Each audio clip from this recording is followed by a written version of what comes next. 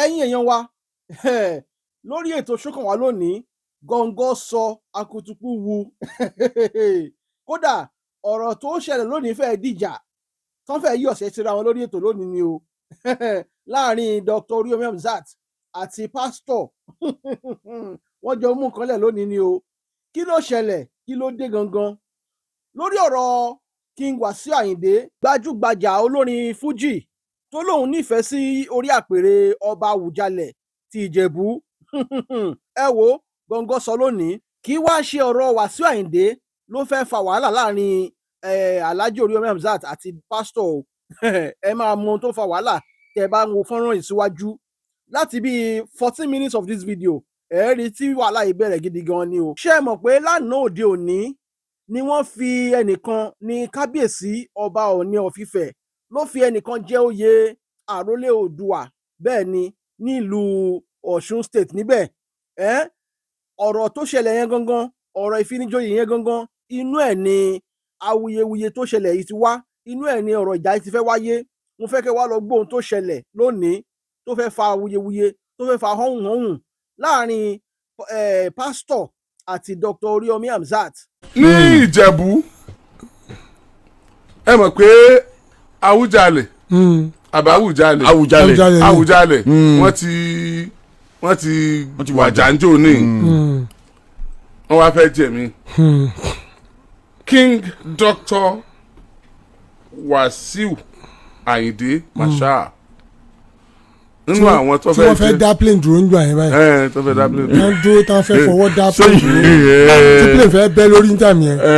lẹ́tà wọn ni declaration of interest as Àwùjalẹ̀ of Ijebuland àwọn náà fẹ́ jẹ ọba yẹn wọ́n fẹ́ jọba so àwọn èèyàn wá pé ó ga òkìní kan kálukú sàn sọ̀rọ̀ kí ló dé wọ́n ní right sí nìyẹn. nǹkan bá belong to that family. bóyá wọ́n belong sí nìyẹn. trace family yẹn fọ́fọ́ fada wọn kan prove ẹ̀. àwọn Àwùjalẹ̀ àwọn ọmọọba àwọn ìdílé tí ìjọba bá ní kí ló ṣẹlẹ̀ ẹ wá bá wa bí King Wasiu Ayinde Marshal kí wọ́n fi hàn wá kí ni ìran wọn ti kan ọba wọ́n wá ń kìlọ̀ pé àwọn òfàjèjì o. once ẹ mọ tún nǹkan gan èmi ò mọ mo fẹ́ kà lè bò ní. nǹkan kan náà we don't want strangers. once against strangers. So I don't understand olórí ọmọọba ṣe di stranger. kò ń ṣe pé stranger bẹ́ẹ̀ ni tán sọ ni pé ẹni tó bá fẹ́ show interest kọ́kọ́ gba fọ́ọ̀mù nínú fọ́ọ̀mù yẹn ló ti wá fìlì ìran rẹ̀ bí ìran rẹ̀ ti tan mọ́ fámìlì tí oyè kan yóò sọ ìran karùn-ún sẹ́yìn ni yóò wà listẹ̀ ṣe pé kápẹ́ntàn ti mọ̀ ní wọ́n ní kó ṣe mọ́ tracy ìran ṣùgbọ́n gba àwọn ọmọ oyè pátápátá fẹ́ joyè wọ́n kọ́kọ́ tracy ìran wọn ká tó gba form of kíní kan interest tàwọn ń sọ̀hún eléyìí wọn kọ́kọ́ lẹ́tà ni wọ́n wà gba fọ́ọ̀mù náà sọ fáwọn èèyàn pé ẹ wá o ẹ má jàjèjì ó wọ àárín wa o ẹ má jàjèjì ó jẹ kíní ìlẹ́bí wa o ẹlẹ́bí mọ ẹbí rẹ o but King Kwamwa náà sọ pé family yẹn làwọn náà belong sí ṣe mọ wọn á trace ẹ wọn ti ní kàn trace ẹ àwọn náà wàá sọ dádì mi ẹni báyìí ni bàbá ìyá bàbá mi ẹni báyìí ni ìyá bàbá mi ẹni báyìí ni àbúrò bàbá mi ẹni báyìí ni kó tó wá kan bàbá mi gangan ẹni báyìí ni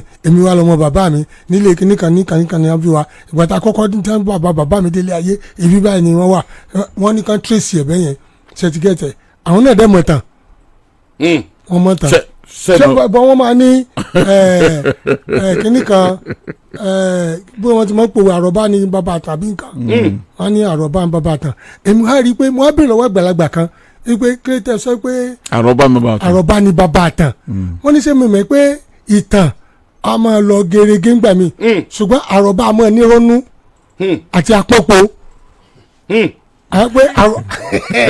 wọ́n ní àròbá tí mo wò yìí ó lágbára gan o ó lè dorí ìtẹ̀kodò ọ̀gbọ́n mi òdodo lẹ sọ. ọ̀sán tó sọ fún mi nù èmi á ní bèrè lọ́wọ́ àwọn èèyàn pé kílẹ̀tà rọ̀bá burú ju ìtàn gàngàn ló ń tọ́mọ̀ bàbá tẹ̀. yọ bá rọ̀bá. àrọ̀bá sì bàbá tẹ̀. ẹ̀mí orin tó lọ lẹ́ẹ̀kan ti dé. ẹgbẹ́ wa. ẹ̀mí orin yẹn ti dé. àwọn padà sígbà tá a fẹ́ kí orin ẹ̀kan jáde. ọ̀tọ̀ lórí.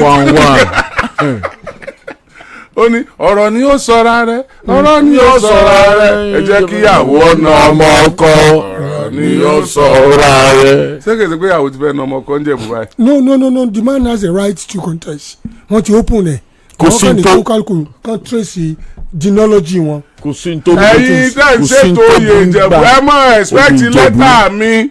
sọ̀rọ̀ pé ní ẹ̀bù tó wà ní Ìjẹ̀bú Òde àwọn dáàdì yìí náà kọ́ ṣe bú bẹ́ẹ̀. bẹ́ẹ̀ ni náà. sọ̀rọ̀ pé tábà wú ibẹ̀ á rí ìkòkò níbẹ̀. ìkòkò wà mẹ́. tó fi sọ pé ẹ̀yin lẹ ṣe bú bẹ́ẹ̀. ẹ̀yin lẹ ṣe bú bẹ́ẹ̀. ẹ sì lè ti sáré lọ rí mọ́bẹ̀ o. ẹ sá.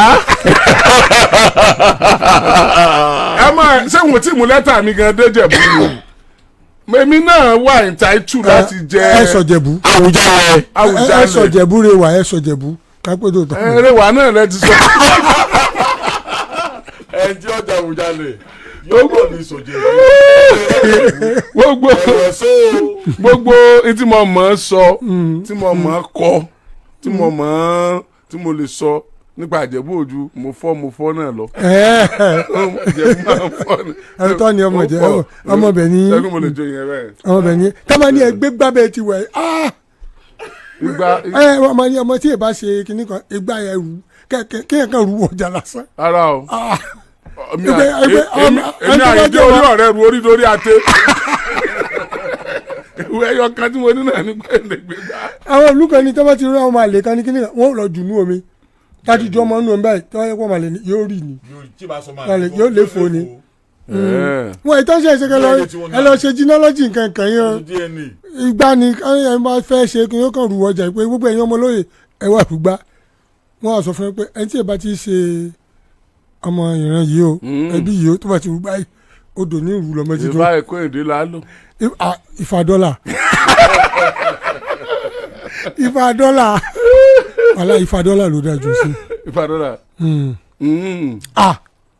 tó bá ṣe báyìí dọ́là ni tó bá ṣe dọ́là ni ìfà dọ́là ìríran rò tọ́. ẹ mọ̀ pé pépà tí wọ́n fi ṣe dọ́là yẹn tì. ó ti kìkì sí irun ifá dọ́là ìríran lọ títí àròbá ní ifá dọ́là. àwọn tó ń béèrè lọ́wọ́ kan wà pé kó ṣàlàyé ìbéèrè tó dá wọn béèrè. no it's the right thing because wọ́n fẹ́ leave ẹ̀ open wọ́n fẹ́ leave anybody out.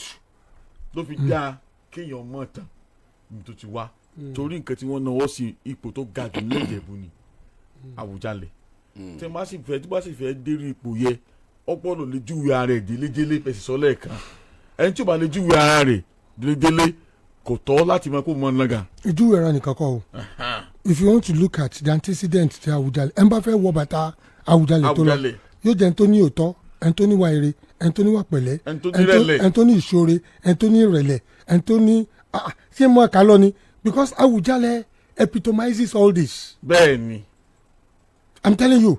So Àwùjalẹ̀ has created ìgbàtà ayé wọn kan gbowó lọ́wọ́ Abacha. This is the man that stood against Abacha regime. ìpèlú bẹ́ẹ̀ ni pé owó kọ́ ló fẹ́ wọ̀ mí lórí and you cannot intimidate me. Àwùjalẹ̀ is a fearless king.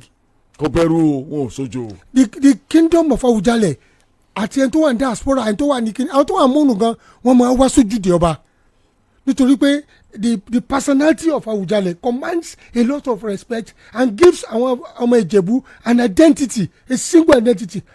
ẹni tí ó jẹ Àwùjalẹ̀ ó ṣe ẹni tí ó divide wọn. kò ṣe tí ó pín wọn. kò ṣe tó máa wà misinformed kò ṣe tí ó dé tí ó máa bá gbọ́ àwọn ọba jà. àwọn olóyè jà ń lù ú. tí àwọn tí tó yẹ kó lọ sọmọ kó ṣe gbẹ̀ sí yóò gbọ́ ìtàn gidi kò ṣe pé àwọn tó ti sọ̀tàn bú lẹ́yìn náà wọ́n misinform ẹ̀. I see when a king is misinformed it will destroy the unity that exists in Yoruba land.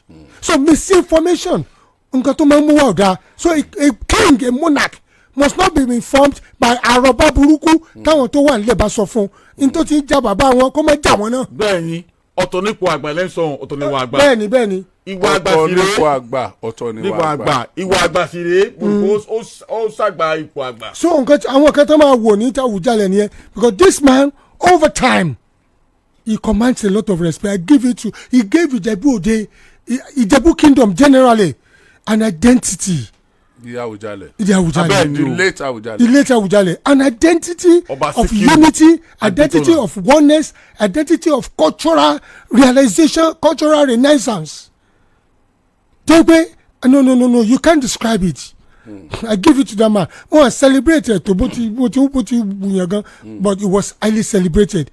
You can't. So when you now look at ẹtí wọn gbàpò yẹ kò gbọ́dọ̀ ní stain lára kò gbọ́dọ̀ dúró tán kò gbọ́dọ̀ lábà wọn. It must not have any this kind of shenanigan and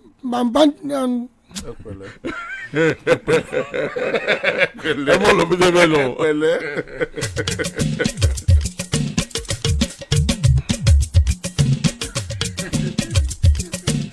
èèyàn kan sọ̀rọ̀ kan ìmọ̀ bóyá o lè sọ. kí ló wí. ó ní in a gathering like this. In a gathering like this. bí eléyìí ta wà yìí. bí ètò ṣẹlẹ̀ Friday. Okay. You can know the next governor of your state in a gathering like this with Okaloma Odua. Maybe I seen some. Bóyá ó ní ṣe pẹ̀lú ọ̀rọ̀ tá a sọ pẹ̀lú Àríṣekọ́lá. Ṣé o pé nígbà Àríṣekọ́lá nígbà ayé wọn ìdí géètì lẹ́tì mọ next governor. Ìdí tá a bá kí ọdún iléyà tá a bá ṣe tó bá next sí election àbáwẹ̀ ẹni tí wọ́n bá ti jọ débẹ̀ ẹni tí àwọn èèyàn bá pariwo ń gbà wọ́n débẹ̀ election pendulum yẹn ibi tó ń swing lọ nìyẹn. So some people will even go to that Idi because of what Àríṣekọ́lá will pronounce or is action and inaction. Just action and inaction. He will not raise anybody's hand up. But wọ́n á ti rí pé ẹni ló súnmọ́ bàbá yìí. But for the love of Àríṣekọ́lá àti impact Àríṣekọ́lá nílùú Ìbàdàn, people will go to where he swings to. The Àríṣekọ́lás of this world are kingmakers. Their word goes a long way beyond the horizon of where they belong. Do you understand? And it's like the Àríṣekọ́lás of this world are Zions of this world. They are like Zions of this world. And I give it to him. I remember when you're not by. I rántí wọn báyìí nísìn. You understand? Nǹkan tó ń kọ́ kò bá ṣe legacies. Whatever anybody do in life, I'm about rántí wọn. Ṣé pé wet ni legacy sa? Wet ni legacy. Wet ni legacy. Ọ̀rọ̀ kan ni. Ó sì wọ́n form lójú ayé yẹn àtìlẹ́yìn yẹn náà. Torí ó là ń sọ bẹ́ẹ̀ ni pé wọ́n wà láyé báyìí. A sì ń fíìlì ẹ̀bẹ̀rẹ̀ kí wọ́n sì wà ráǹdì. Ọ̀dọ́ òun ò sí physically mọ̀ pẹ̀lú wa. Torí weight of legacy tí wọ́n fi lẹ̀ yẹ ó sì loud ti sìn. Now àwọn tó ń sọ̀rọ̀ bẹ́ẹ̀ pé event Friday or communicate message. Message yẹn wá rè àwọn olóye àwọn tó mọ nǹkan tú nìkan ló lè yí. ẹja àfilẹ̀ fún àwọn ọmọ tù. ní mọ̀ tú lọ. ẹja tún padà sífẹ̀. Ifẹ̀ òye ojoojúmọ́ tí mo wá. báàlù tó balẹ̀ nìbàdàn lánàá kà tó bá dín díẹ̀ mẹ́wàá ó dà kó tún lé gan. bẹ́ẹ̀ ní airport Ìbàdàn lánàá wọ́n sàn balẹ̀ ni kí ló dé. aya ààrẹ orílẹ̀-èdè Nàìjíríà. bẹ́ẹ̀ni. àwọn náà ń lọ joyè níbi tí Ọ̀kanlọ́mọ ti joyè. wọ́n ní Ọọ̀ni rìṣà wọ́n ṣe àjọ̀dún ọdún 10 tí wọ́n di kábíyèsí wọ́n wá bọ́ sáàrin ìlú wọ́n wá mú àwọn ọ̀tọ̀kùlú ìlú àwọn kò sí ìjọ òkun wọ́n wá mú wọn. àwọn kò ṣẹlẹ̀ rí. náà fi wá mú àwọn náà ìmọ̀ yèyé aṣíwájú gbogbo ilẹ̀ Oòduà. Yèyé aṣíwájú gbogbo ilẹ̀ Oòduà. so oyè Oòduà lajẹ lánàá kì í tún ṣe ilẹ̀ Yorùbá land tóró ju Yorùbá land lọ. èmi ò mọ̀. Oòduà dé Brazil bó lẹ ti mọ̀. Oòduà dé Brazil ó dé Cuba. Yorùbá náà dé Brazil. ẹ máa gbọ́ tọ́lá sọ ilẹ̀ Yorùbá it consists of the south western zone. ilẹ̀ Yorùbá nìyẹn ilẹ̀ náà pẹ̀lú Yorùbá land. èdè wo ni kí ló fi dáwọ́ ti Brazil. you are not getting it sir. èdè Yorùbá tẹ́ ń sọ kọ́ ni. you are not getting it sir. you are not getting it, sir. ẹ ní gbà ni. ẹ máa gbọ́ let me let you know this. ẹ mọ̀ ilẹ̀ jẹ́ mọ̀. tẹ́ ẹ bá ní Ìbàdàn land Ìbàdàn land níbi tó dé ọmọ Ìbàdàn wà ń bò mí o ṣé ń gẹ́tì nísìn tẹ́ ẹ bá sọ pé àwọn ọmọ Olúbàdàn gbogbo ayé náà wà o ẹ gẹ́tì mo sọ tẹ́ ẹ bá sọ pa Oòduà transcends much more than the Yorùbá land. Ìṣẹ̀kírì wà ń bẹ, Delta wà ń bẹ, Warri wà ń bẹ, gbogbo wà ń bẹ, Ẹdó wà ń bẹ, Yorùbá wà ń bẹ. mò ń bọ̀ Yorùbá wà ń bẹ ṣùgbọ́n Oòduà ló transcend gbogbo wọn. Oòduà gẹ́gẹ́ ni that's not a Yorùbá land. You can't call Edo a Yoruba land. It's Edo land. You can't call it Shekiri. It's Yoruba land. It's not Odua land as well. It's Shekiri land. No, it is a it is àwọn Odua wà ń bẹ. Yorùbá náà wà ń bẹ. Ṣẹ́gun tí mo sọ, ọmọ Yorùbá wà ń bẹ. Ọmọ Yorùbá wà ń bẹ. Yorùbá wà ń Brazil. Yorùbá wọ́n wà ń Cuba. Àwọn kan wà tó yẹ pé wọ́n tún sọ Yorùbá níbẹ̀ tí èso ọmọ Yorùbá. Wọ́n ní Yorùbá lọ́pọ̀ wọn. tó tún gba culture Yorùbá. Yorùbá ló ní wọn àwa la ní wọn. àwọn kan la ní wọn Oòduà nìyẹn ilẹ̀ Yorùbá yàtọ̀ sí ilẹ̀ Oòduà. ilẹ̀ Yorùbá kárí ilẹ̀ Yorùbá dé Brazil. ṣẹ́gun ẹ mọ̀ jẹ́ sọ́kàn fún mi. tí tẹ́bá Ọlọ́run jẹ́ wà misinformed yìí o. àmín. àwọn kan ti wà misinformed tí wọ́n jẹ́ gbálẹ̀ lórí o. ilẹ̀ Yorùbá is everywhere ó dé Brazil. ilẹ̀ Yorùbá ò débi kankan. ó débẹ̀. ọkọ̀ olùkọ́ dálẹ̀ bá bọ̀rọ̀. ilẹ̀ Yorùbá dé Amẹ́ríkà. Yes. ilẹ̀ Yorùbá dé Amẹ́ríkà. ọtọ jọba Amẹ́ríkà. ọmọ Yorùbá ẹ máa gbọ́ ilẹ̀ Yorùbá dé bẹ́ẹ̀ ọmọ Yorùbá ló wà bẹ́ẹ̀ Oòduà dẹ̀ nìyẹn. oyè tó jẹ́ ń bẹ̀ oyè Yorùbá ni. ẹ farabalẹ̀. ọkùnrin kan láì jẹ́ pàǹgbà yẹn ọba kìnnì kan Yorùbá ni. ẹ máa gbọ́ ẹ jẹ́ n sọ kìnnì kan fún yín. Yorùbá ni. ẹ jẹ́ n sòtọ́ fún yín.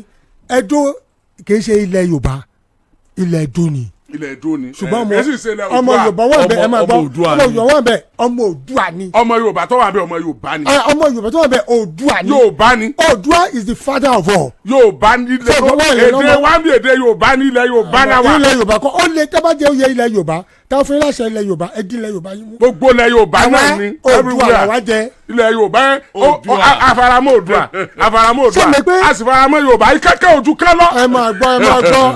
wọ́n jọ tóbi ni. ẹ máa gbọ́. ṣẹ́rí the nomenclatures táwọn wo yìí ṣẹ́gbọ́n if it's not properly defined people will be misinformed. And when people are misinformed olóṣè àwọn kan gbà kan tó jẹ́ pé that misinformation went because wọ́n bá àwọn àròbá tó yẹ kan bá. Oòduà doesn't refer to land it's just misrepresented as Israel. The word Yorùbá never used for I don't understand Hausa bo. ẹ fọ àwọn yẹn lẹ wọn mọ tán. What we are talking about. Ṣe pé when people are misinformed. Honourable speaker. Yes, so honourable member. Oòduà Yorùbá. Èmi ò mọ yàtọ̀. ẹ máa gbọ́. ẹ máa gbọ́. kò sí yàtọ̀ mò ń gbọ́. Oòduà Yorùbá. ṣùgbọ́n ilẹ̀ Yorùbá yàtọ̀ sí. ẹ máa gbọ́. Oòduà Yorùbá èmi ò mọ yàtọ̀. tí n bá fẹ́ mú gan yín tó sọ pé Yorùbá is even larger than Oòduà. Yes but tẹ́yìn bá mú bẹ́ẹ̀ yẹn. Yes now ilẹ̀ Yorùbá èdè Yorùbá kò sí èdè Oòduà èdè Yorùbá ló wà. ẹ máa gbọ́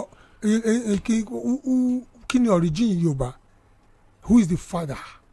Oòduà. Where do we come from? ọmọ ta ni wá. ẹ mọ gbọ́ mi ni. so ọmọ Oòduà ni wá. tá à ń gbé nílẹ̀ Yorùbá. ta ló nílẹ̀ Yorùbá. Oòduà ló nílẹ̀ Yorùbá. So why you kí ló dé ń pín. ẹ gbọ́ mi ní ọ̀sán no mo ń ta ni ṣẹ́ni when you talk about language you need to understand the semantics of words. kò ní semantics kankan. I understand all this you are saying is political. It's not political. It's political. It is political. It is the use of words. It is just you are just dividing indivisible. Oh my goodness. Yorùbá àti Oòduà is the same thing. Okay, if it's the same thing. It's the same thing. It's the same thing. Yes now. It's the same thing. Yorùbá àti Oòduà kankan náà ni wọ́n. ṣùgbọ́n èmi o ọ̀kan lọ́mọ Oòduà lè mi o. ọ̀kan lọ́mọ Oòduà is good. ọ̀kan lọ́mọ Yorùbá is good. gbogbo ẹ̀ náà Yorùbá ni wá. Oòduà ni wá. Oòduà ni wá. ṣé wọ́n sọ Yorùbá ní Cuba. kò síbi tó yẹ sọ Yorùbá. wọ́n sọ Yorùbá ń bẹ̀ ṣé wọ́n sọ Oòduà. No. Yorùbá tẹ́sán bẹ́ẹ̀ is a descendant of Oòduà.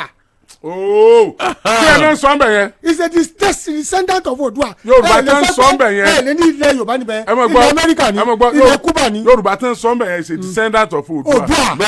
Kí lẹ́ni wọ́n ń sọ ń bẹ̀ yẹn Yorùbá tó ń sọ. So that means when you are talking of Oòduà you are talking of Yorùbá. When you are talking of Yorùbá you are talking of Oòduà. I'm not contesting that. But when I'm contesting, what I'm contesting is this. Edo is ilẹ̀ Yorùbá. Yes, you are right. Wọ́n sọ Yorùbá ń bẹ̀ because they are descendants of Oòduà. Àdẹ̀ni sọ pé ilẹ̀ Oòduà ni. Ọmọ gbọ́ mi ọkùnrin. Ilẹ̀ Edo náà ni. Gbọ́ mi.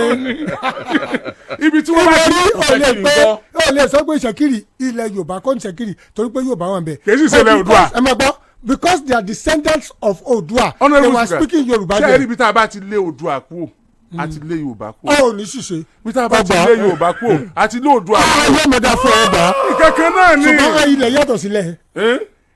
You see you have a jurisdiction. Ẹ jẹ́ sọ̀tọ̀ fún yín o. Jurisdiction kò oríṣiríṣi o.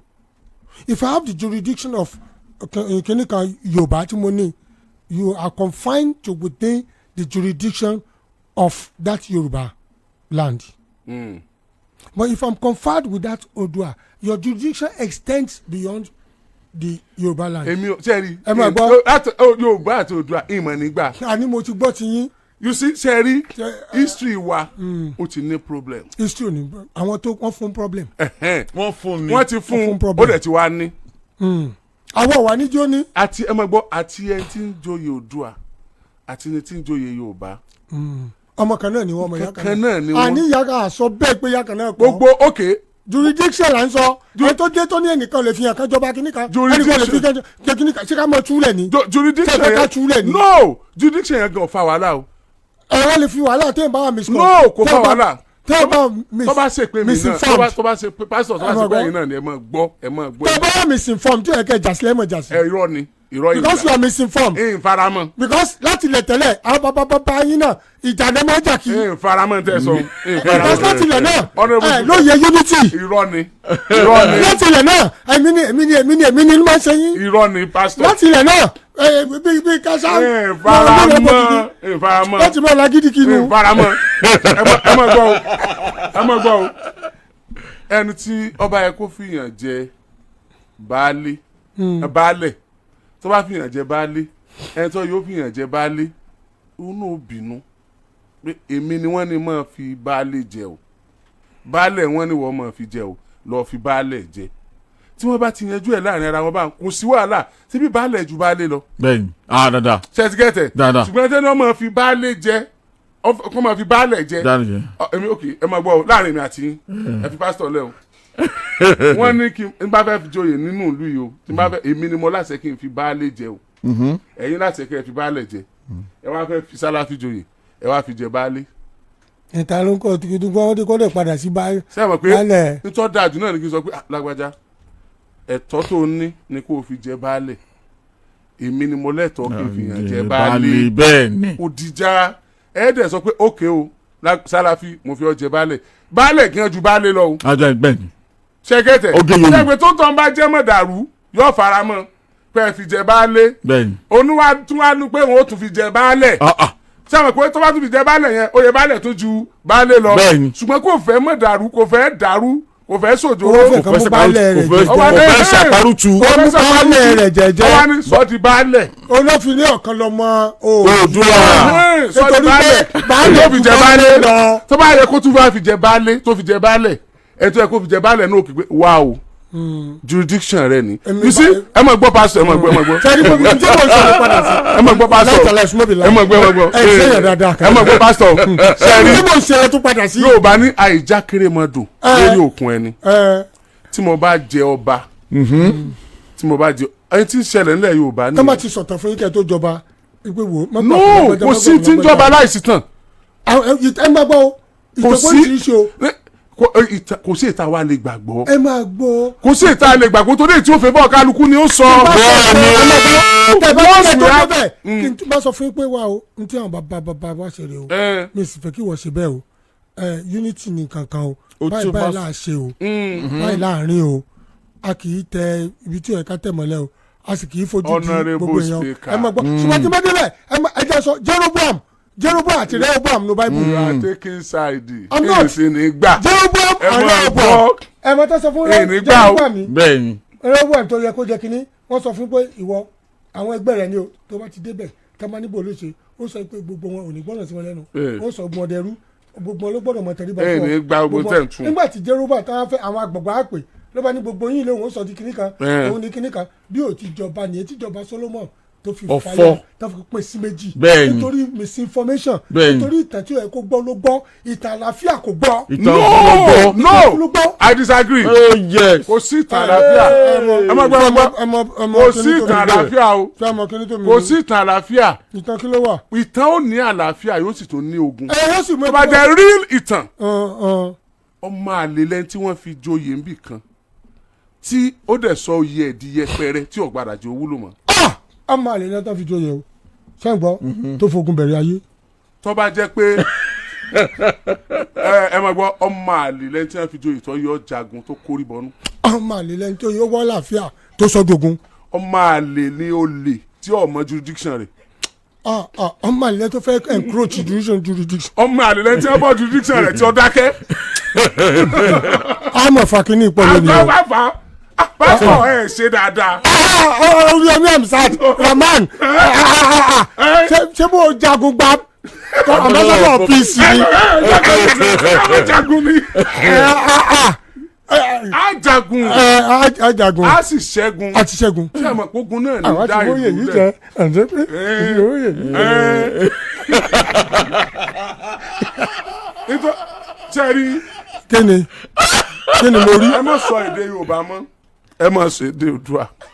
èdè Oòduà sẹ́ǹsì èdè Oòduà nígbà tí mo jí lówùúrọ̀ kùtùkùtù. èdè Yorùbá nù. ẹ máa gbọ́ torí pé mo Oòduà ni mí. ẹ sì ṣèdè Yorùbá. torí pé mo Oòduà ni mí. ẹ sì ṣèdè Yorùbá. mo ṣèdè Yorùbá. kò sí yà kò sí yà thank you. ni wọ́n yà á à ń sọ̀rọ̀ ilẹ̀ a sì ń sọ̀rọ̀ ẹ máa gbọ́ à ń sọ̀rọ̀ lineage à ń sọ̀rọ̀ ilẹ̀ à ń sọ̀rọ̀ jurisdiction a dẹ̀ ń sọ̀rọ̀ horizon. Jurisdiction horizon is very necessary, you know.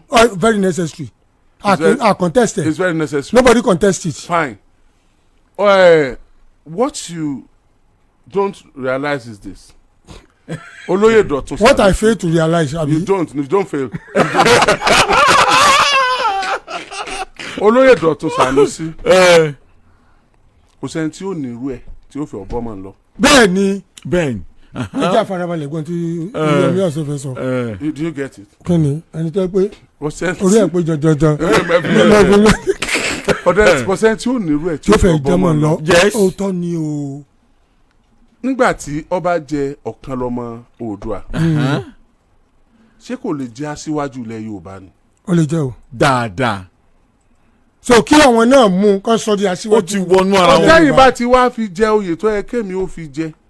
tí mo rò pé ó yẹ kémi ó fi jẹ. tó yẹ tó yẹ. ẹrù tó mẹ́rìtì ẹ̀ tó mẹ́rìtì ẹ̀ lọ́dọ̀ yín. tó mẹ́rìtì lọ́dọ̀ yín. ní tí mo sọ ni pé ó yá ẹ fi jẹ èyí tí ó mẹ́rìtì lọ́dọ̀ tí kémi náà wá fi jẹ èyí tó mẹ́rìtì lọ́dọ̀ tèmi ọmọ wájọ ni. bẹ́ẹ̀ ni àgbájọwọ́ rẹ̀ sì fi sọ̀yà. ìta ìsọ̀rí ìsìn ni wípé bó ti jẹ́ ọ̀kan lọ́mọ Oòduà yẹn báwo náà tún fi aṣíwájú ọ̀kan lọ́mọ tún ni aṣíwájú ọ̀kan lọ́mọ ilẹ̀ Yorùbá.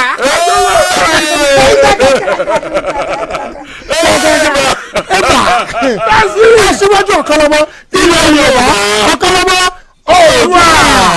ṣé ẹ rò pé Aláàfin. ìfà wọn ò sì yẹn fún láwọ́ọ̀dù.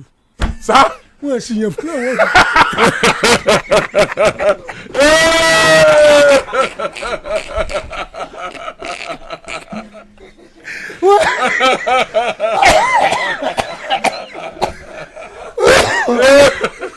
ẹ pa mí láàárọ̀ yìí o ẹ sì lè sùn láàárọ̀ yìí o.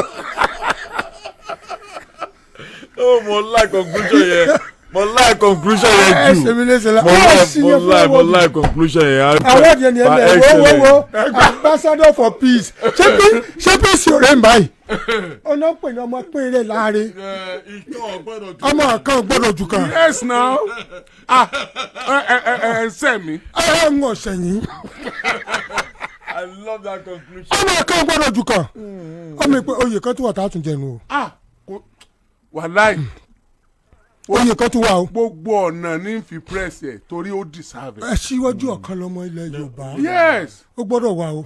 wàláì yọ wà. Aláàfin Ọ̀yọ́. bẹ́ẹ̀ni. ikú bàbá yèyé. bẹ́ẹ̀ni. ìkejì òrìṣà. bẹ́ẹ̀ni aláṣẹ ìkejì òrìṣà. aláṣẹ ìkejì òrìṣà. ẹni tó ń fọ̀n tí náà ń jáde. ẹni tó ń lajú tí náà ń jáde yàrá. ẹni tó ń gbọ́ lójú. Ṣàngó Olúkòso. àyànná lójú iná lẹ́nu àpàtà yẹ̀rì yẹ̀rì. bàbá kábíyèsí kábíyèsí ní jẹ́bẹ̀ kábíyèsí ní jẹ́bẹ̀ Aláàfin Ọ̀yọ́ ní jẹ́bẹ̀. láìpẹ́. bá a ṣe lọ fẹ̀. ẹ jẹ́ túmọ̀ ní English ó yá. láìpẹ́. very very soon. bá a ṣe lọ fẹ̀. just as we went to Ife. ní agbára Ọlọ́run. by the special grace of God. a lọ yọ. we will go to Ọ̀yọ́. I tell you. and mo ń wí. ní agbára Ọlọ́run. by the special grace of God. ilẹ̀ Yorùbá. in Yorùbá land. a dá àwọn ọba méjì kan. there are 2 kings that are specially made. àwọn ẹjẹ ń ṣe ìbúfúnra mi bẹ́ẹ̀. they can make or mar this region. wọ́n lè tún ìlú ṣe pàápàá tàbí kí wọ́n bàjẹ́. ó wà lọ́wọ́ wọn. ó wà lọ́wọ́ wọn.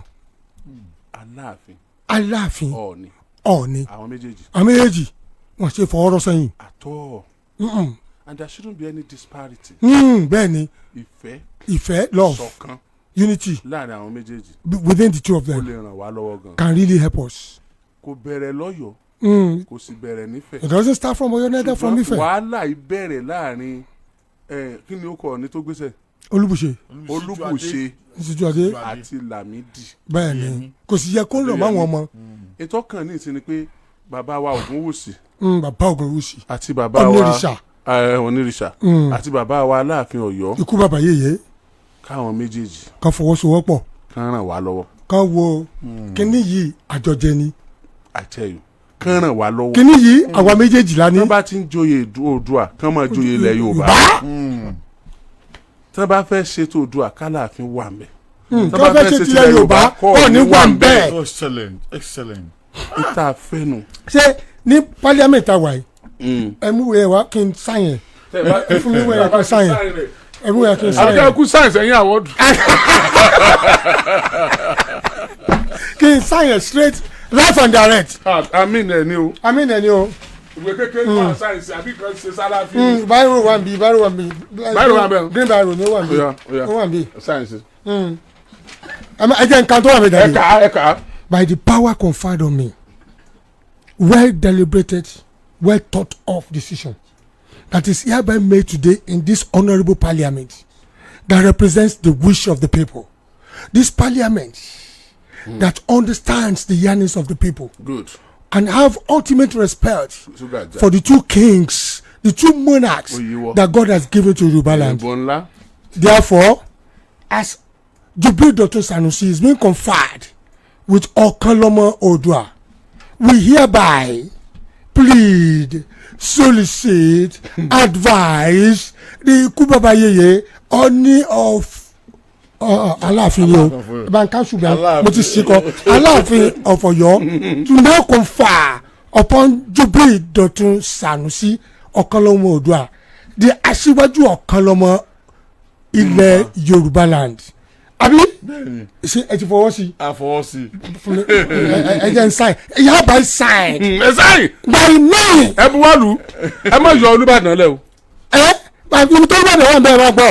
torí Olúbàdàn náà fi àwọn èèyàn jùlọ láìpẹ́ yìí o. ẹ máa gbọ́ in respect of this the Olúbàdàn of Ìbàdàn land ọba his imperial majesty ọba Rasheed Adéwọ̀lú Àkànmú Ọládọjà an elderly monarch that understand the rudiments of governance, politics, and monarchical mediator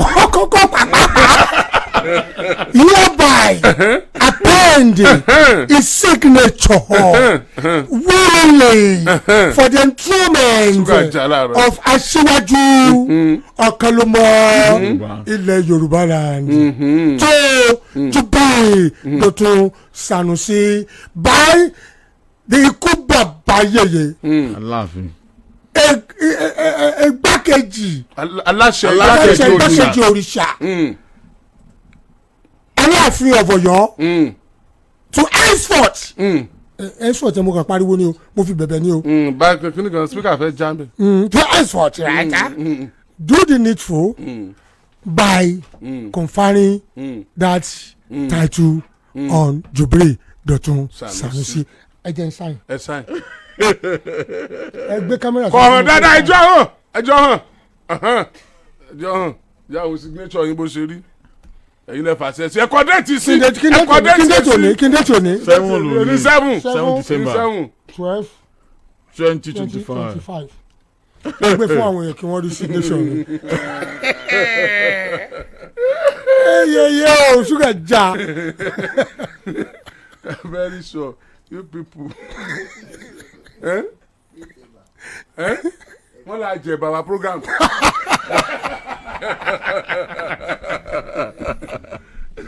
ó wà o. signature wà mí. ọba. bẹ́ẹ̀ni. signature ń lè signature ń lè. jálọ̀dọ̀ tiẹ̀ náà jálọ̀dọ̀ tiẹ̀ pásítọ̀ fẹ́ àjẹ gbèsè ní mélòó ni. Akidibo 88.7 FM. ó yá ká tiẹ̀ wo ohun tó máa ṣẹlẹ̀ náà tí ohun rẹ̀ bá há tó dẹ̀ tí lo Shalto lozenges. Hello Alhaji, Ọ̀gbẹ́ni Wálé ló ń sọ̀rọ̀ láti iléeṣẹ́ ìjọba. Ṣé ẹ sì ní ìfẹ́ sí iṣẹ́ àgbàṣe tẹ́ ẹ béèrè fún yẹn? ó yá dá ohùn rẹ̀ padà nígbà tó nílò rẹ̀ lo Shalto lozenges ní wàrà ń ṣiṣà. Shalto lozenges ní àwọn ojúlówó èròjà àdáyébá 5 nínú ó sì wà ní olóòórùn dídùn 3 ginger mint honey lemon àti orange tí yóò dènà fún dídùn ní kíákíá. Shalto lozenges wà láìléwu ó sì ń ṣiṣẹ́. Hello, Ọ̀gbẹ́ni Wálé, Alhaji ló ń sọ̀rọ̀. Mo fẹ́ iṣẹ́ yẹn o, mo fẹ́ iṣẹ́ yẹn o. Shalina Healthcare ló tà á. kéré o à ń fi àsìkò yìí kéde fún gbogbo ẹ̀yin èèyàn wa pé àwọn ajagunbalẹ̀ ti wọ gbogbo ìletò àti gbogbo ilẹ̀ tó yí ìlú Bádékú ká o tí àwọn ilẹ̀ yìí sì jẹ́ ti ìdílé Ògúnọlá nílùú Bádékú. à ń fi àsìkò yìí sọ fún gbogbo èèyàn pé ẹnikẹ́ni kó má ṣe bá wọn da òwò ilẹ̀ rírà pọ̀ rárá bíi ti wọ̀ mọ́ nítorí ajagunbalẹ̀ ni wọ́n o. àwọn ìlú tá à ń sọ̀rọ̀ nípa rẹ̀ yìí ó ní ìlú Bádékú, ìlú Òbé, Adékanra, Eléṣù, Jàgó, Kópaló, Ògúnbùnmi, Gíwá, ìlú Akínwándé, Bùtùbùtù, Abapáànù, Ẹlẹ́tù, Oníyangi, Múríkúsá, Alágbẹ̀dẹ, Abatàdí àti ìlú Abẹ́gun jẹun. ẹni tó bá kó sí wọn lọ́wọ́ kó lọ rèé tètè yọ ara rẹ̀ o nítorí ilẹ̀ onílẹ̀ tó jẹ́ ti ìdílé Ògúnọlá ilé baálé olóko ìnílẹ̀ yìí jẹ́ o. ìkéde yìí wá láti ilé baálé olóko nílùú Bádékú. a ò ní sílẹ̀ rà lágbára Elédùà. kẹkùlé ọgbọ́ kó sọ fún toko káàdó gbọ́ kóró fóòbẹ̀ a ò ní bọ́ sọ́wọ́ alágbèédá o.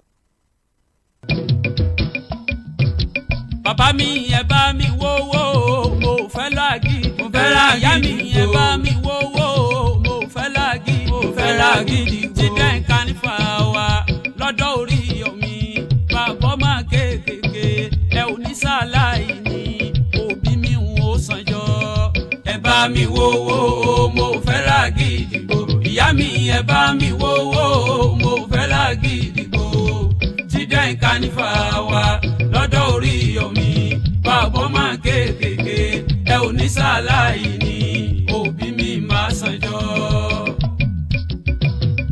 tọdún ìtún ti ya bàbá mi Oríyọ̀mí tí ì ṣe tán. bàbá ọmọ kéékèèké. tọdún ìtún ti ya ìyá mi Oríyọ̀mí tí ì ṣe tán. ó tún ti pa àwọn ọmọ rẹ̀. àwọn ẹgbẹ́ mi ti ń gba tíkẹ́ẹ̀tì tí wọ́n ò fi wọlé.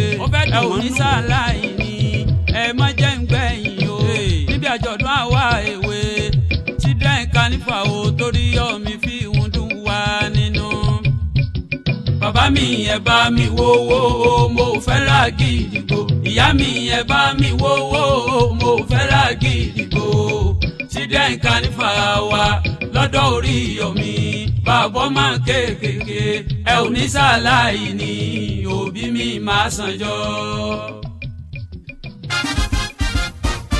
ó yá ká tiẹ̀ wo ohun tó máa ṣẹlẹ̀ náà tí ohun rẹ̀ bá há tó dẹ̀ ti lo Shalto lozenges. Hello Alhaji, ọ̀gbẹ́ni Wálé ló sọ̀rọ̀ láti iléeṣẹ́ ìjọba. Ṣé ẹ ṣì ní ìfẹ́ sí iṣẹ́ àgbàṣe tẹ́ ẹ béèrè fún yẹn? Ó yá dá ohùn rẹ padà nígbà tó nílò rẹ̀. Lo Shalto lozenges ní wàrà ń ṣiṣà. Shalto lozenges ní àwọn ojúlówó èròjà àdáyébá 5 nínú. Ó sì wà ní olóòórùn dídùn 3: ginger mint, honey lemon àti orange tí yóò dènà ọ̀fun dídùn ní kíákíá. Shalto lozenges wà láìléwu ó sì ń ṣiṣẹ́. Hello, ọ̀gbẹ́ni Wálé, Alhaji ló ń sọ̀rọ̀. Mo fẹ́ iṣẹ́ yẹn o, mo fẹ́ iṣẹ́ yẹn o. Shalina Healthcare ló tà á.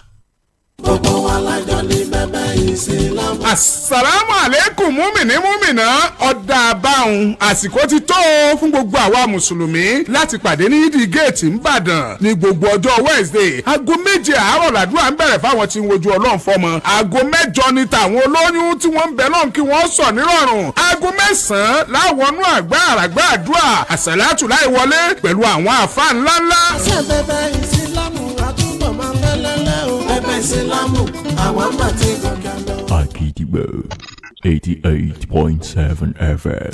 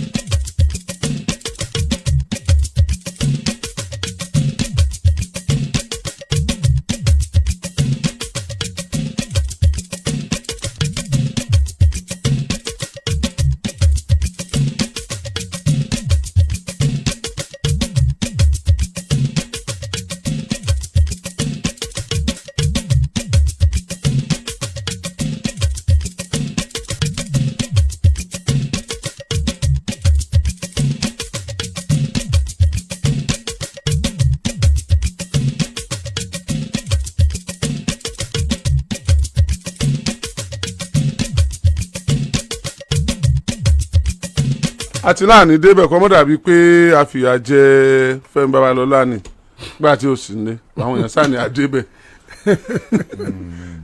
Ifẹ̀ Ọ̀ṣun state wọ́n ní ẹ mọ̀ fi yẹ́lò fáwọn èèyàn lójú ó ń dùn mọ́ wọn bá ṣe ń rí yẹ́lò ṣùgbọ́n ṣe pa wọn ní kí ló dé ó tó gẹ́ àti kúrò ń bẹ̀ ń ẹ já lọ́dọ̀ wọ́n ti ń ṣe kíní primary screening ní APC lọ́sùn. Wọ́n wá ní wọ́n yọ wọ́n náà screen out omi sórí. Ni àwọn kan bá ṣàn sọ̀rọ̀. Cherry politics Ọ̀ṣun. Tọ́ńgbọ́ ìwọ lóye. Ìwọ lóye o. Tó fi ṣàgbára rẹ̀ ìwọ lóye o. Ọ̀ṣun lóye o. Ọ̀ṣun lóye. Ọ̀ṣun lóye o. Ọ̀ṣun lóye o. Ibi tágbé 2026 gbà ẹ̀yin lóye o. And then unfortunately Fẹ́mi ò sí bí. Fẹ́mi ni ó mọ gbogbo advocate Ọ̀ṣun. But to me èwo ni ìyàtọ̀ náà máa já àti Frayo àtòmíṣòro àti gbogbo wọn. Ẹ má jẹ́ lè dè tí ò sí. Adeleke stranded. Ó ti dọ́mọ orúkọ kan yẹn. Desperately shop for the election platform. Jesus is Lord. Accord, APP are options on the table. Governor taking time before making next move. Odeyemi, ex-deputy publicity secretary of PDP, ló sọ bẹ́ẹ̀.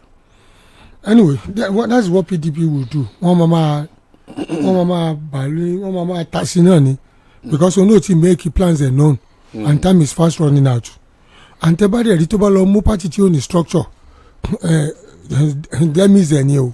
kò dáa tó gan kó mọ̀ tí ní plan bí tó ń lọ kó tó kó ònú ẹgbẹ́ yẹn. bẹ́ẹ̀ni lórí bákan. ó yẹ kó kó mbẹ́ kó dẹ́ bọ̀ síbẹ̀ straight. yes. so and since now àwọn kan tiẹ̀ sọ pé ó bẹ́ tà kó tiẹ̀ lóhùn ṣe mọ́ ipò níyì ẹyọ kan tí mo ṣe ti tó mi pé ó tún lè padà àbí fáwọn ṣe ti padà pé ó níyì gan sọ̀rọ̀ bàtà tó máa padà dé á ti mọ ibi tó máa lọ ó dẹ̀ ti ní pedigree àwọn kan sọ bẹ́ẹ̀ but you know power is difficult to relinquish time bá ti taste power it's not something you can just do away with and that's why African leaders ọ̀pọ̀lọpọ̀ wọn máa ń wá disgrace out of power ni at the end of the day. So some people are saying pé for now Adeleke should just jettison the second year ambition and go and rest but you know àwọn tó ń jalábẹ́ wọn ní ṣàdúrà fún wọn o pé kí ni ọ̀gá ẹ máa move lọ ni but I think he should quickly look for a platform that is credible enough láti help ẹ. but Ọ̀ṣun ti kẹ́ tó wọlé bóyá lè wọlé bẹ́sà Ọ̀ṣun ti ó ti ètò òṣèlú Ọ̀ṣun ó ti fọ́n kára. bẹ́ẹ̀ ni iná wẹ́dà ni. ẹ já lọ sí ADC láwọn lọ sẹ́kọ̀ọ́ lọ ṣèpàdé. ADC resist mọ́. àwọn mú candidate kan. wọ́n ti bàyìn wọn jẹ́. pé candidate kan táwọn mú kankan o ẹni tí wọ́n mú yẹn wá Adéòtí tó jẹ́ bí igbákejì Arẹ́gbẹ́ṣọlá ní ọmọlúwàbí gò òun ti ń wò pé òun lọ́kàn òun ni wọ́n fún ó fìwé lẹ̀ ó lóun kó òun ẹgbẹ́ òṣèlú ADC ó dẹ̀ kó òun ẹgbẹ́ ọmọlúwàbí Adéòtí náà ò sì ní í dá lọ yóò kó yàn dání ni òun náà kó àwọn kan dání òun náà ò tí ì sọ bí ti ń lọ Adeleke ní ìsìn náà tí wọ́n ní wọ́n stage out of contest wọ́n screen out of contest Adeleke kọ́ Omisore tí wọ́n stage out of contest kí ni ẹ wò pé ok kí ni ẹ wò pé wọ́n ó ṣe Omisore náà lọ fọ́ lẹ́rán ni pé wọ́n ti lé nǹkó kí ni criteria náà fi lé Omisore ó ṣe deputy governor rí ó ti contest rí kò wọlé ni so kí ni ṣé kò qualify ni àbí why náà fi screen it out ṣé ẹ̀dá mọ̀ pé kí wọ́n tó gba fọ́ọ̀mù yẹn náà sọ pé kẹ́nìbọ̀dì má ti gba fọ́ọ̀mù o àwọn ó ṣe nǹkan táwọn ó ṣe náà o kankan o bóyá nǹkan bá mú ni wọ́n wà pé kán lọ gba fọ́ọ̀mù so kí ni ẹ rí sí kíní. ṣé kíní yóò mọ fojú pọ̀ à ń bọ̀ àtìyàn kan ló kù. yóò mọ fojú pọ̀ báyìí ná kí yóò kọ́ láti ọ̀dọ̀ gọ́fìnà Adémọ́lá Adélékè stranded èyìnbó tó lágbára ni. opposition ló lè bóyá fún ọ. opposition ló lu àbí. now jùlọ ló lò fún ọ. so the word stranded there is his own opinion o. opinion ó kàn lè jọ pé bóyá kò tí ì rí ilé gbé kàbí ò tí ì rí ilé wọ̀. kò dẹ̀ stranded. kò stranded. kò sì rí ilé gbé. honourable speaker. kò lè mọ̀ tí ì rí ilé gbé kàbí kò rí ilé wọ̀. the man of the moment. honourable speaker. the advocate for the man of peace.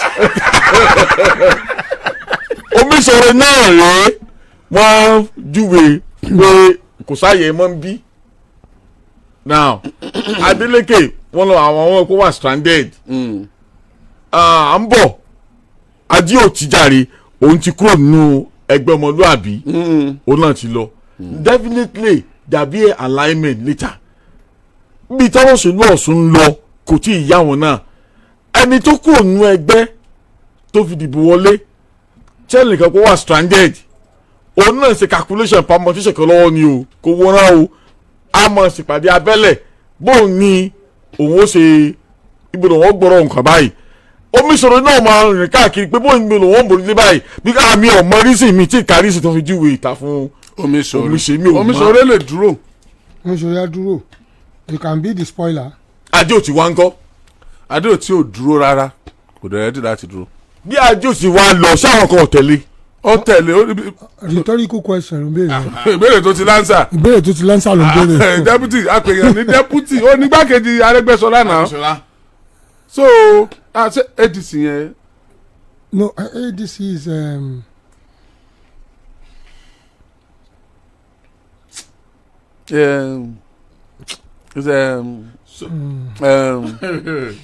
So an intensive care unit. Advanced Denominated Congress.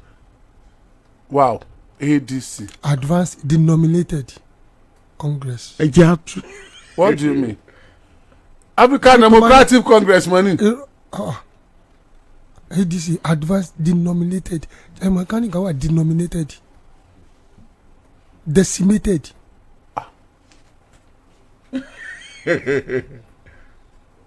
ní ADC yẹn. ní ADC tá ti sọ fún Obi wípé make your decision now. Àwọn kan sọ ni Obi náà ti jókòó Obi náà mọ rísí tó fi ti sọ̀rọ̀. Ó ní make up your mind now. Threat nìyẹn. Get your copy. Go nah, get your copy. Threat nìyẹn. Make up your mind now or we find somebody else. Iṣẹ́ Àtìkù nìyẹn. Obi on his own has got a very good pedigree because only followership 2023 he must not make a wrong decision and he must maintain his popularity in a way tí integrity ẹ̀ tí ó fi ní wà sọ́ọ̀tì. Mo doubt pé Obi lè command grassroots back mọ́. Now ẹ máa gbọ́ he went to Labour and he made impact. Don't underestimate anybody in politics. Mo doubt ni. Mo doubt. The issue of Ọ̀ṣun ẹ̀ṣẹ̀ ayé kejì fold ọwọ́ wa wíìkì lámọ̀. Wíìkì lámọ̀ bí tá à ń lọ. 07041001887 07041001887 kágbé ìpè ẹ̀yọ kan àbí méjì +4474056971158. Hello. Hello sir. Yes sir. Ìpè ètò mẹ́wàá. Ẹ ra sir. Bàbá Kòrò ní sọ̀rọ̀ látòlódó. Bàbá Kòrò látòlódó. Adájọ́ Oriyomi. Yes sir. Ṣé ẹ rí ẹ̀bùn ìfúnfún ni kéèyàn kan fi fún yàn? Odidi ẹ̀mí ni. Àrùn náà odidi ẹ̀mí ni. Ẹ wò tó bí ẹ ṣe ń jẹ ká ẹni mo pè ní abo ìyá kíní ìyá sábà yóò ní. Bẹ̀sí nígbàtà yẹn ètò bẹ́ẹ̀ ṣe láàrin ọkọ àtìyàwó. Ẹ rí i pé ọ̀tọ̀ ní táwọn ọkọ àtìyàwó bá bá. Àwọn ìṣẹ́jú kan ìnìgbésí ayé wọn ṣe ẹ̀yí kò rò báyìí lè ṣe nǹkan fún wọn. Gbogbo tẹ́ǹṣe Ọlọ́run rí èèyàn náà rí Àlàájì ó débi tó ń lọ lágbára Ọlọ́run. Àmín. Wọ́n wá sọ ní àwo ọkọ àtìyàwó lónìí tó ń sanwó yàtá sàkàn. Ó dàbọ̀. Hello. Hello. Hello, akójúmọ́. Akójúmọ́ sir. Ògùn ẹ̀rọ Babátúndé ló ń sọ̀rọ̀ láti UK. Yes sir. Mo fi yẹn kó ètò. Yes sir. Mo sì pé àwọn àyànnà náà wà náà. Yes sir. Mo fẹ́ sọ̀rọ̀ nípa òṣèlú Ọ̀ṣun nípa nǹkan tó lọ. A mọ̀ pé àsìkò yìí àsìkò alignment ni. Ṣùgbọ́n nǹkan tí èmi ń kà nípa nǹkan tí wọ́n fi ní spring obi sórí out pẹ̀lú àwọn èèyàn bíi 4 sí 5 ó dà pé 6 ni wọ́n àwọn tí wọ́n spring out. Wọ́n ní nínú fọ́ọ̀mù tí wọ́n fill wípé wọ́n gbọ́dọ̀ ní ọmọ ẹgbẹ́ tí ó jẹ́ financial member tó máa bọ̀wọ́ lùwé wọn. Wọ́n wá ní fún di eléyìí wípé wọn ò ní wípé àwọn nìkan náà dádúró àfi financial tí wọ́n fẹ́ finance ara wọn. Ìdí nìyẹn tí wọ́n fi ná fún wọn wọ́n dẹ̀ tún fi ààyè àpí sílẹ̀ wípé ìwọ tá a bá fún àtò o dẹ̀ tún lè àpí. So fún di eléyìí èmi ń rọ gbogbo wọn kájọ fọwọ́sowọ́pọ̀ Ọlọ́run jẹ́ kí Nàìjíríà ọmọ tẹ̀síwájú ẹ̀ pé ètò. Àmín àmín ẹ ṣeun. Hello. Assalamu alaikum sir. Wa alaikum salam wa rahmatullahi wa barakatuh. Ẹ̀kọ́ ètò gbogbo ẹ̀yin dẹ̀ wà ń bẹ̀ yẹn pẹ̀lú ògo Ọlọ́run. Wọ́n ti sọ pé tí bàbá fẹ́ dáa àwọn ìṣẹ̀lẹ̀ Ọlọ́run máa yàn sípò. Tọ́lọ́run ti yàn síbẹ̀ yẹn pẹ̀lú ògo Ọlọ́run gbogbo ń tẹ̀ ń fẹ́ Ọlọ́run tó tẹ̀ ń lọ́wọ́. Àmín. Orúkọ tèmi ní Afọlábí Ahmed Ọláwálé láti Adéòjò Estate. Pẹ̀lú ògo Ọlọ́run gbogbo bí àbájá dá fáǹsì sílẹ̀ dá ń tì lẹ́yìn ọmọ àgbáyé ní ń tì lẹ́yìn ẹni tí Ọlọ́run bá dẹ̀ ti fẹ́ràn àtàlàlàlà ó ń lọ́nà bá ti ọlọ́ni rẹ̀ oníkọ́lọ́ fẹ́ ni retí ẹ̀ gbogbo ẹni Ọlọ́run ti tì í gbogbo yín bá dá Ọlọ́run fẹ́ ni retí bẹ́ẹ̀ yẹn olùkọ́ni tí o àwọn dájú tẹ̀ lẹ́yìn ojú oníta náà pẹ̀lú ògbọ́ Ọlọ́run yóò bá ti fẹ́ ni wọlé amọ́nsá láwùlá kùátà ìlà abilà lè rà dín ẹ ṣeun àmín ẹyọkan lágbà sí báyìí ẹyọkan. Hello. Hello. Hello sir. Yes sir. Alhaji ẹ káàárọ̀ o. Ẹ káàárọ̀ sir. Bàbá kí pásítọ̀ orúkọ tèmi ní Abẹ́ Moshood láti ọ̀rẹ́ méjì. Láti ọ̀rẹ́ méjì ẹ rà sir. Bẹ́ẹ̀ ni sà ẹ̀yin gan lolóyè torí pé ẹmúbẹ̀rẹ̀ tí ọ̀rọ̀ oyè bàbá wa kan nígbà tí ẹnìkan ní òun lọ́dọ̀ bàbá Sákẹ́ Ọlọ́run fọ̀run kẹ́ wọn pé oyè tán lẹ̀ oyè tán gan oyè ni Dr. Sanusi tẹ̀sán so àdúrà yín ó gbà sà. àmín. yóò rí bẹ́ẹ̀ ṣe ń fẹ́ ọlájú tó di ọlọ́run ọlájẹ́ kan ṣe ọlọ́run gbogbo ibi tá à ń wò pé kẹ́ ẹ dín yẹn ọlọ́run ó dẹ̀kẹ́ débẹ̀ láyé ọ̀tá láfẹ́ inú yín ó dùn ọkàn yín ó balẹ̀ torí mo máa ń listen sí program yín dáadáa ṣùgbọ́n mi kì í lè wọlé àmọ́ bí mo ṣe wọlé lónìí alhamdulillah orin yín ó tẹ̀ lọ bí tẹ́ fojú sí yẹn ọlọ́run jẹ́ débẹ̀ pẹ̀lú ògọ́lọ́n tàbí lẹ́yìn àmọ́lẹ̀ ọ̀làlá haúlẹ̀ wọ̀lá kò wọ́tò. ìlà àbílà àlè ẹ ṣeun ẹja máa lọ wọn ti pẹ́ ẹja máa lọ ọmọ ìfẹ́ mbara akọ́mọdé Èjìdìran. atọ́dọ̀ mi Èjìdìran mi lórúkọ mi. táìmù yẹn kan fly ṣá. ó dà báwo ni reception oyè yìí. a ti ṣe Friday. ẹja lọ tún ṣe. ẹ rí mi lágbo Saheed Òṣùpá ni. yẹ́kẹ̀ ṣé ìbẹ̀rẹ̀ láti ṣe. ìbẹ̀rẹ̀ láti ṣe papọ̀. náà ti àwọ́ọ̀dù yín mò ń sọ. ìbẹ̀rẹ̀ lásán àti ṣe. ó dà. nípa oore ọ̀fẹ́ Ọlọ́run aṣíwájú ọ̀kan lọ́mọ ilẹ̀ Yorùbá ó ń bọ̀ lọ́nà gbogbo ẹ̀yìn ẹ̀ fojú sọ́nà. lágbára Ọlọ́run. gbogbo tó dáa ti gbogbo ẹ̀ ní tó dáa. bẹ́ẹ̀ni. Aláàfin tá ń ṣe kínní kan torí pé àwọn náà fẹ́ tó dáa ni. bẹ́ẹ̀ ti sọ.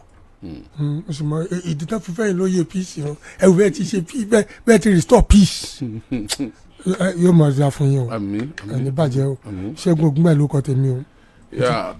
Oriyomi Hamzat ló kọ mi ẹ̀yin tí ẹ ń pè mí pé ṣe lè já tíkẹ́ẹ̀tì lónìí ẹ lè máa bọ̀ àyè ti wà àná àwọn ọmọ mi sì ti gbọ́ ọlídé báyìí ọ̀ya fàájì ti bẹ̀rẹ̀ látòní lọ ń wà pẹ̀lú wọn throughout lẹ́nu ni ẹ wo ọmọ bó ṣe ń enjoy ara ẹ ẹ wo bó ṣe ń enjoy ara ẹ ó ga cameraman gan ògbédélẹ̀ ní ọmọ ó ṣeun mo ń retí yín ẹ bá ń gbé àwọn ọmọ mi wá sí Àgídìgbò fún children's carnival òun lọ lálàá ń lo àkùtùkù Oriyomi Hamzat lórúkọ mi ẹ ṣeun tẹ́ ń gbọ́ wa o.